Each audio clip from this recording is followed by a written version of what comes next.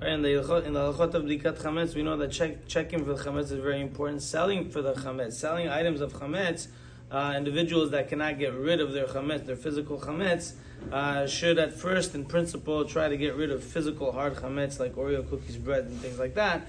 And the remainder of things that are Chametz or things that they want to sell of Chametz, including whiskey, beer, and things like that, beverages, we have a sale of Chametz. Now the question is, what if a person forgot to sell their chametz? What if a person forgot to sell their chametz, and then they realize, oh my goodness, I forgot to sell my chametz. Now look, I'm opening my closet. I see all the whiskeys. I see all things like that. So it's a problem. It's an issue because the person, our sages have enacted that any chametz that has not been sold after Pesach cannot be, we cannot derive benefit from it. But there are two things that may help us today. One is that if a person knows that his friend or neighbor or mom or dad or son or sister or family member are not going to sell their chametz, and they're like, listen, let me help them. It's so easy. I just go on the Ezra Beseris website and I do click and I sell my chametz. Why can't I just benefit my friends? I love them so much. Why would I want them to transgress something that's so easy to practice? Let me help them. Let me sell the chametz for them, even if they don't know that I'm doing it. Or I'm calling them to ask them, hey, can I sell your chametz? No reception.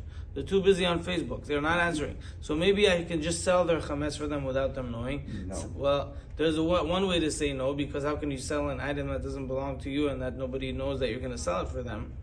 But there's another item there's another halakha that says, Rabbi David Kohen, he says, there's a concept in halakha that says, Zachin le'adam shelo befanav. There's something that I can give you a gift, even if you don't know that I'm giving it to you. I could write off a building to your name, or I could write off a check to you, or something, and I could give it to you. It could be yours before you even know that it's yours, according to halachic terms.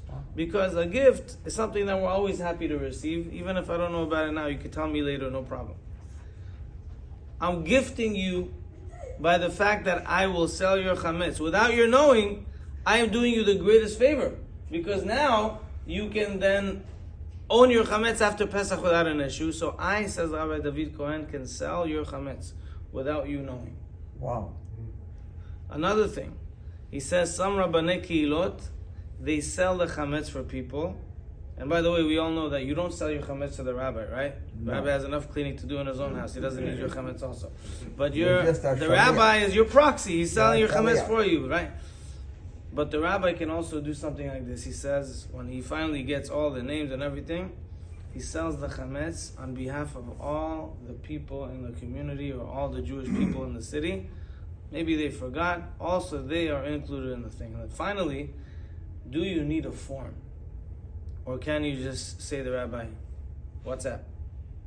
Sell my chametz. Or as you're walking out of the Bet Knesset, or you see them in the shop. They're like, Rabbi, do me a favor, sell my chametz, okay? Do I need to shake a hand, pick up a cow, move something around just to make that work? Well, the best thing is to do is, yes, to make some sort of transactional phase, which is to document, and then you pick up an item to show that once we do this, just like on a ketubah, great. But if you don't do that and you have a verbal transmission of interest, then that also suffices. That's also enough, and that could also be very good for that as well. Why do we do this? So that we can enable people to do this very special mitzvah and save them from the transgression of owning chametz on Pesach. As maybe insignificant as it may seem to people that are just hearing about this concept, it is quite very important to be able to do that, and by which we complete and fulfill the psukim that says, Lo yireh lecha seor, you're not allowed to own chametz on Pesach. It is deoraita. Deoraita is biblical, and it's something very sensitive. Amen.